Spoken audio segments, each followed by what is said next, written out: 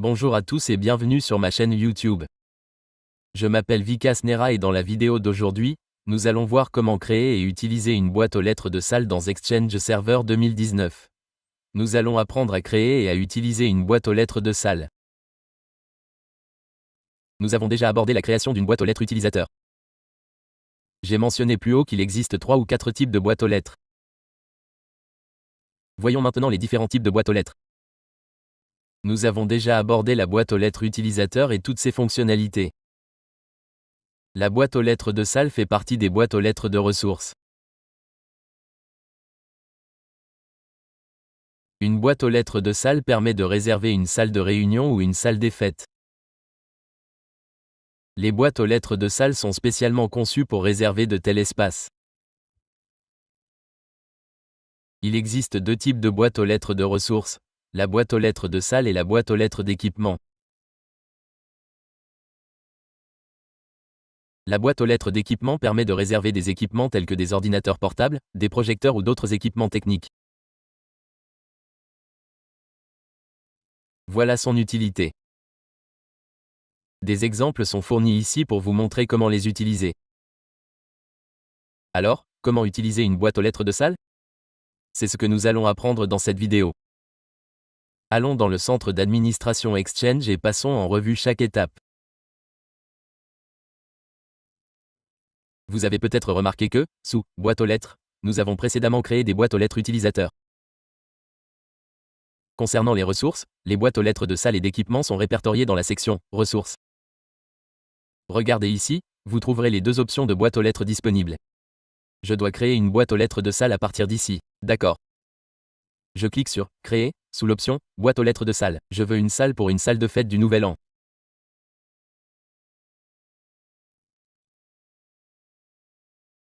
D'accord, je la nomme « Salle de fête du Nouvel An ». Ensuite, une adresse email pour cette salle sera générée, que je dois créer. Je supprime les espaces du nom et une adresse email sera créée avec ce nom. D'accord. Ensuite, vous devez sélectionner l'organisation à partir d'ici. Choisissez les utilisateurs.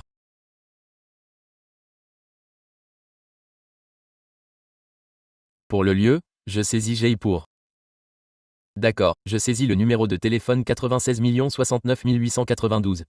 Vous pouvez également spécifier la capacité ici, pour 100, 200 ou 50 personnes. Je fixe la capacité à 50 pour la réservation.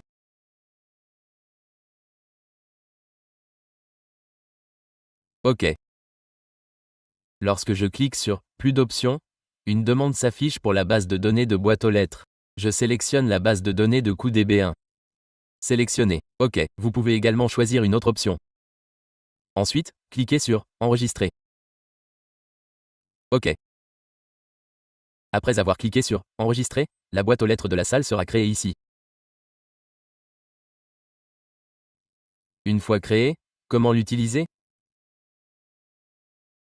J'ajoute une colonne supplémentaire ici pour un instant dans cette vue. OK. Une fois créée, il vous suffit de la sélectionner. Cliquez sur « Modifier ». De nombreux paramètres supplémentaires apparaîtront alors. La capacité que nous avons définie était de 50. Vous pouvez la modifier même après la création. Accéder à « Plus d'options ». Il s'agit de la même base de données que celle sélectionnée précédemment. Si vous souhaitez la masquer de la liste d'adresses, vous pouvez le faire ici. J'ai réalisé une vidéo à ce sujet, alors n'hésitez pas à la regarder. Ensuite, nous avons la section « Délégué à la réservation ». C'est ici que l'on effectue une réservation. Lorsqu'une personne effectue une réservation, vous pouvez choisir ici qui l'approuvera ou la refusera.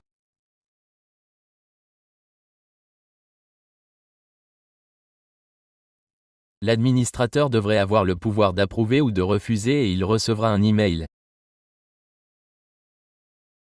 Chaque fois qu'une personne effectue une réservation, si vous attribuez un utilisateur ici, comme l'administrateur, Naira ou Vikas, cette personne recevra un email lui demandant d'approuver ou de refuser la réservation. Vous pouvez le configurer ici. Il existe également une option permettant d'utiliser des paramètres personnalisés pour accepter et refuser. Il s'agit du paramètre personnalisé. Il vous permet d'accepter ou de refuser automatiquement les demandes de réservation. Si vous souhaitez que tout soit géré automatiquement, sélectionnez cette option. Si vous souhaitez qu'un délégué s'en charge, sélectionnez-le ici. Par exemple, je vais choisir l'administrateur. Que se passe-t-il maintenant? Chaque fois qu'une personne effectue une réservation, l'administrateur reçoit un email l'informant de la demande. Il devra l'accepter ou la refuser. La réservation n'est confirmée qu'après acceptation par l'administrateur. Vous pouvez configurer cela ici. Si vous souhaitez que ce soit automatique, sélectionnez cette option. Ensuite, nous avons les options de réservation. Vous pouvez autoriser les réunions récurrentes, une réunion se termine et une autre commence juste après. Par exemple, si vous organisez une fête de Nouvel An, vous pourriez avoir besoin de la salle de fête pendant 1 heure. Une fois cette heure écoulée, une autre réservation peut commencer immédiatement. Il existe également une option permettant de planifier uniquement pendant les heures ouvrables. Si vous cochez cette option, les réservations seront limitées aux heures ouvrables. Je la laisse décocher. Il existe une option permettant de toujours refuser si la date de fin dépasse une certaine limite. Je la laisse cocher. Voici le délai de réservation maximum par défaut, fixé à 180 jours. Vous pouvez l'augmenter ou le diminuer. Par exemple, vous pouvez le réduire et une boîte d'aide apparaîtra lorsque vous la sélectionnerez.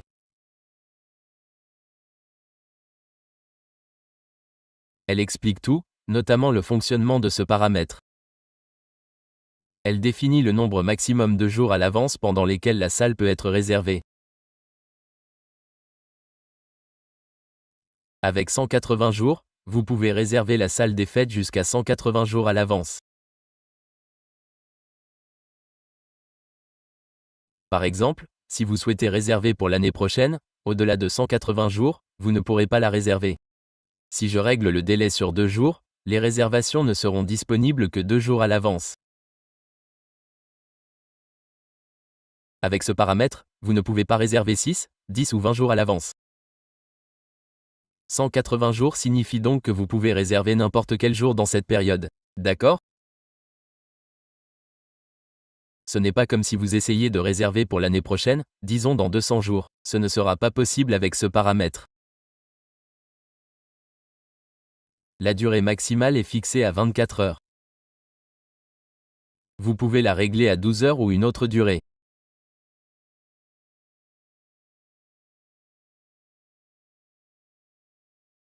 Dans le message de réponse, j'indique « Merci pour votre réservation ».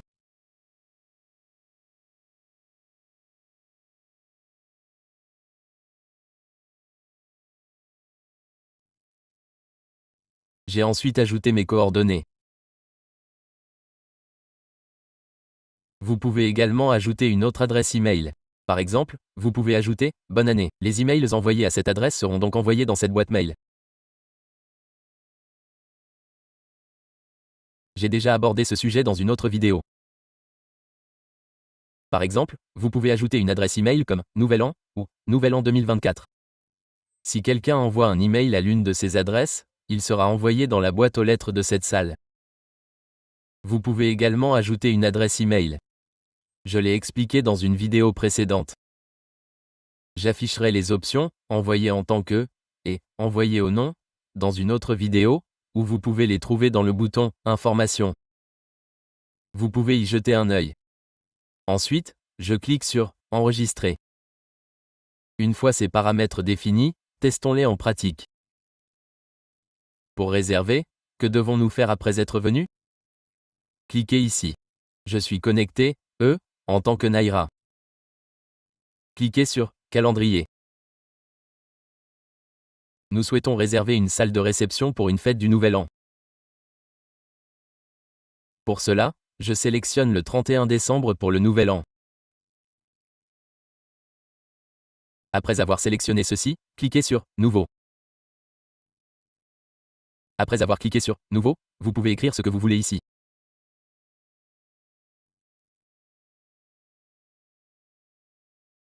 j'écrirai « Fête du Nouvel An ». Ensuite, vous devez ajouter une salle ici.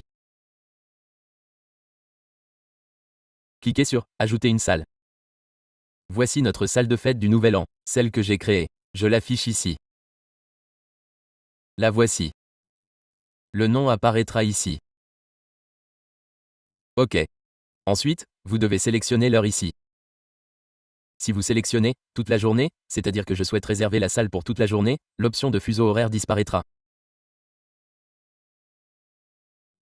Si vous la décochez, vous pouvez spécifier si vous la souhaitez pour 1 heure, 2 heures, etc. Je sélectionne ici de 21 h à 22 h. OK.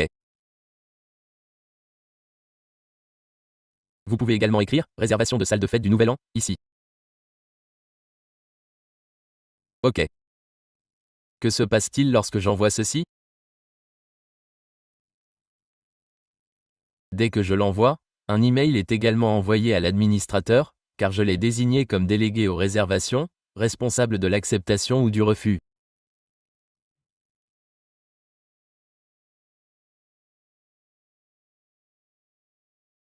Lorsqu'une réservation est effectuée, l'administrateur reçoit d'abord un email lui demandant de l'approuver ou de la refuser. OK, que dois-je faire ensuite? Je clique sur « Envoyer ». OK, c'est envoyé. Je vais maintenant consulter mes emails. Dès son envoi, j'ai reçu un email concernant la salle des fêtes du Nouvel An. Ça y est. Voici ce que j'ai reçu. Votre demande a été reçue et est en attente d'approbation. Mon approbation est donc en attente.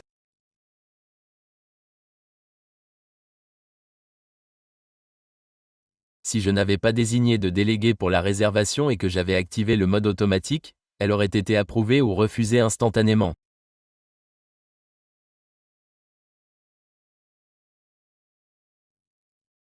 Comme j'ai désigné l'administrateur comme délégué, chaque fois qu'une réservation est effectuée, l'administrateur reçoit un email.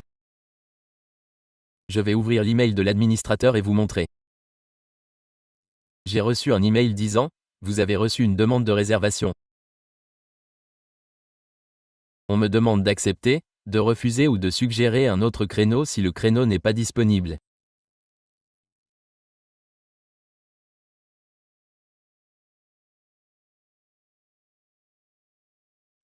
Puisqu'il est disponible, je l'accepte et j'envoie une réponse.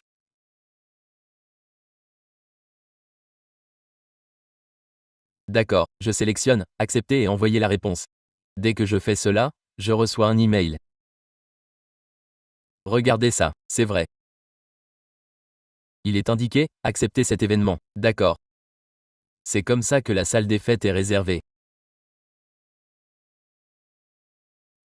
Maintenant, quand je retourne au calendrier le 31 décembre, elle est déjà réservée ici.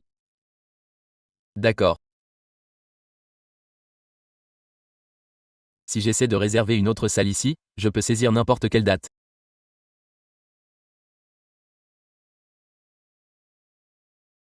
D'accord, j'ajoute une salle et je la sélectionne. Si je choisis 21h00, 22h00, elle ne sera pas réservée. Maintenant, car de 21h à 22h, la salle est déjà réservée et approuvée.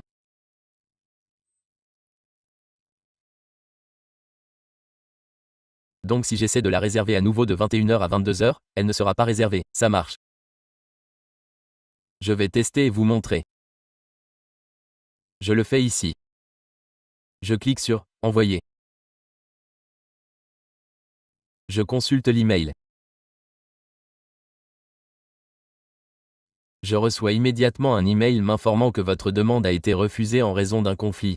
Elle est déjà réservée. Vous ne pouvez donc pas la réserver pour le moment.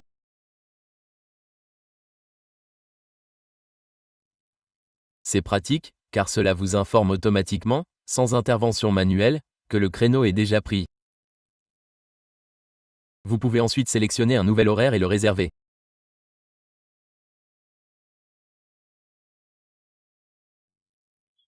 Dans cette vidéo, je voulais vous montrer comment créer une boîte vocale de salle. Nous avons également abordé sa configuration de base et expliqué son utilisation. Voilà pour cette vidéo. Si vous n'êtes pas encore abonné à ma chaîne YouTube, abonnez-vous et merci de votre visite.